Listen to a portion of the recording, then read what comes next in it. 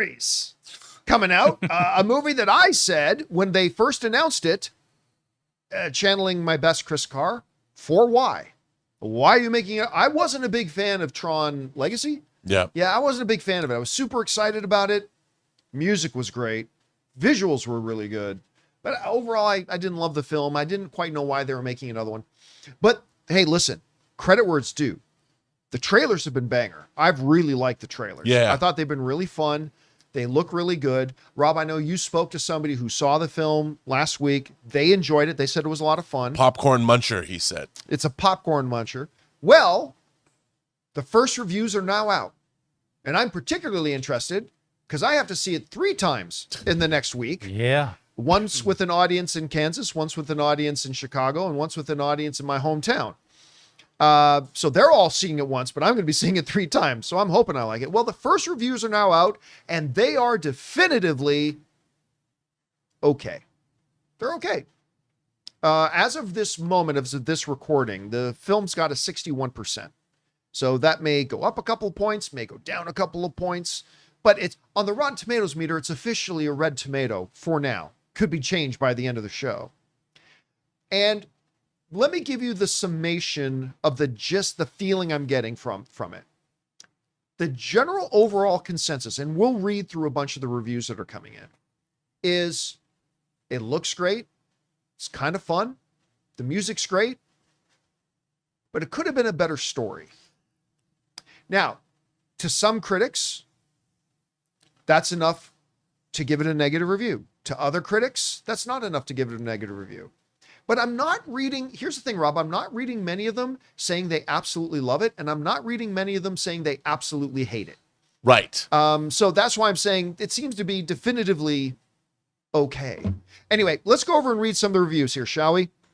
Up here at the top, we got Matt Zoller from RogerEbert.com who writes, he liked it. He said, Tron Ares is a spectacularly designed, swiftly paced, thoughtfully written, and directed with an inch of its neon-hued life. So that one really liked it. RogerEbert.com really liked it. Mark Kennedy from the Associated Press also liked it. Wrote, Leto does well here as the title character, able to deliver a few good lines while executing a rock star strut in a skin-tight suit, but it's Lee who steals the show, a very human action heroine for 2025. Screen International did not like it, writing, for all the creativity on display in Tron Ares, it's in service of a story with scant signs of life. So there's one of those things like, hey, it looks great, weaker story. Okay. Samantha Nielsen from Polygon also did not like it, writing, Roning's dazzling action sequences and killer soundtrack might be enough to satisfy fans, but Tron Ares feels just as likely to get lost among a sea of the type of films Tron inspired. All right, fair enough. Empire Magazine, they liked it. They said, a few key elements keep this data file from being totally corrupted. The real MVPs, however, are Nine Inch Nails, whose staggeringly brilliant soundtrack dominates the entire proceedings. Listen, that's number one right there. That for me will totally be enough. Oh, yeah. For me, if it's dazzling visuals, great action, and a thumping Nine Inch Nails soundtrack, like, who cares? I'm going to walk out with a smile on my face. Yeah. That's just me. All right, Nerdist liked it.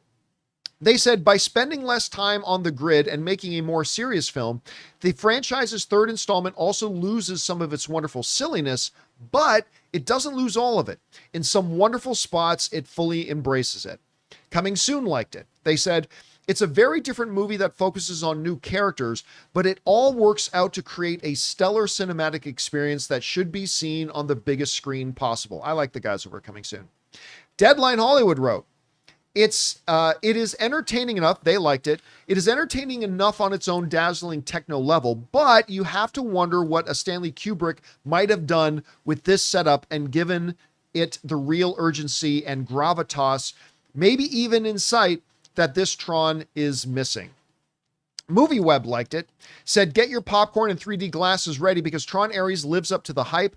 I don't know that I've heard a lot of hype, but it lives up to the hype. An eye candy buffet of astonishing visual effects, thrilling action, and a killer Nine Inch Nails soundtrack weaves a classic storyline into an exploration of AI's deadly potential. RTE liked it, saying on a visual level alone, Tron Ares is worth seeing on the biggest screen that you can. It looks stunning, better to these eyes than any of the other effects-driven films this year. Surely a rake of Oscar nominations are in the offing. Talking about visual effects. Radio Times liked it, saying a beautifully designed, if slightly hollow, blockbuster. Hey, you guys liked it, saying Ares may not achieve the flawless balance of form and feeling it strives for, but it stands as a decent, heartfelt evolution of the Tron franchise. That's all I needed to hear. New York Magazine did not like it, saying mostly when you watch Tron Ares, you become aware of the degree of which this franchise has exhausted its own metaphor. Fair enough. And Variety did not like it. We'll end with Variety here. Writes, whereas the original 1982 Disney film on which it was based felt ahead of its time, Sean Bailey's latest attempt to franchisify the Tron brand reads mostly as an exercise in nostalgia. So again, the general, you guys can agree or correct me if I'm wrong, but the general sense I'm getting from the reviews, the good and the bad, is visually really great, incredible soundtrack, kind of fun, but narratively could have, maybe should have been better, and it's not breaking any new ground. In other words, It's all right. it's okay. It's all right. It's okay. And you know what? I'll take it. Because when they started making this movie, if you had asked me, if we go back a year and a half ago and you asked me to lay odds, I would have put money on it that, oh, this film's going to be just critically hated and it's going to be terrible. But sounds like it's okay. Look, I'm still looking forward to it. Me too. I am. The trailers won me over. I'm still looking forward to it. There have been many a movie I've looked forward to that I walked out hating, but we'll see what happens. Guys, we want to take a second to thank the sponsor of today's video, Zapier. You know, one of the biggest game changers of the past year has been AI. But let's be real, just talking about AI doesn't actually make your day any more productive. What does make it more productive is finding tools to put AI to work for you. And that's where Zapier comes in. Zapier is the easiest way to take AI and plug it directly into the apps and processes that you're already using every day. No IT bottlenecks, no complexity, just results. For me, it's been about saving time on repetitive stuff so I can focus on the work that matters and I actually enjoy. And it's not just me. Over 3.4 million companies are already using Zapier to streamline everything from sales and marketing to IT and HR. With their AI orchestration platform, you can connect top AI models like ChatGPT or Claude right into the apps you already use. So whether it's automatically enriching leads, coaching your sales team, or even resolving IT tickets, Zapier makes it simple. Guys, join the 3.4 million companies already automating with Zapier and transform how you work with Zapier and AI. Get started for free by visiting zapier.com/Campea. That's zapier.com/Campea. Anyway, Rob, you're hearing all the reviews. What are you putting together as from these reviews we're seeing? Well, like you said, I mean, look, the Tron franchise has never been A-list. True. You know, Yeah. and so as someone who made a documentary on the original Tron, I think this is a worthy successor. It's a worthy follow-up. It has some interesting ideas in it. And I have to say, Joaquin Roning, however you pronounce his last name, he put a picture up on Instagram, I think it was on Instagram, of him and his family, like his wife and his extended family, sitting at Mel's Diner on Sunset. And he said, this is the fourth time we've been able to come to this diner. And behind him, because it's on Sunset, the Sunset Strip, they had the gigantic building with the billboard, with the Tron Ares billboard. Nice. Because he directed a Pirates of the Caribbean movie. He directed Maleficent. He said, this is the fourth time we've been able to come here and sit underneath a giant billboard for one of my movies. And anybody that can be that excited, you know, I'm a fan of. I know he's never made a movie that I thought was totally cool, but he made he made me into a fan.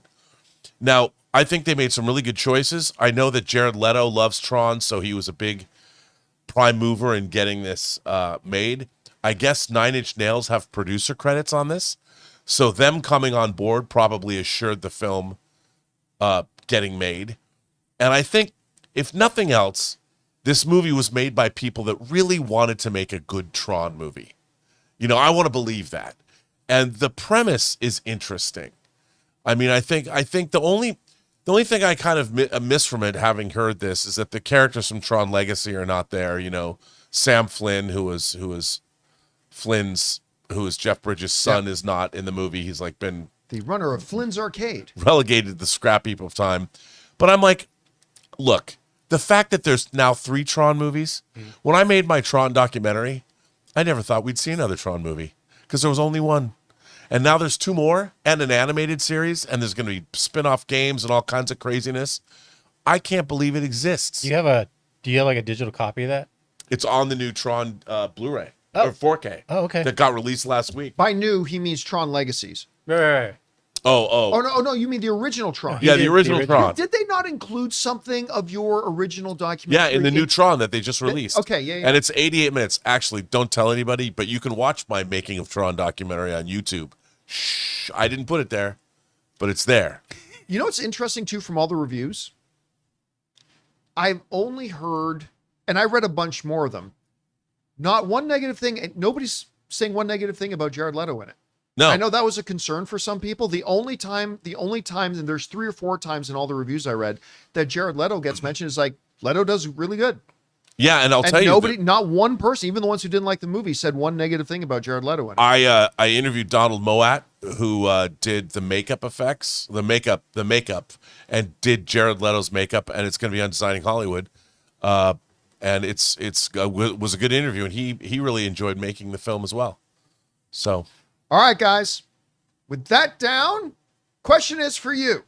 What do you think about these reviews? I know there are probably a lot of people that are expecting to see a 5%, 10% on this.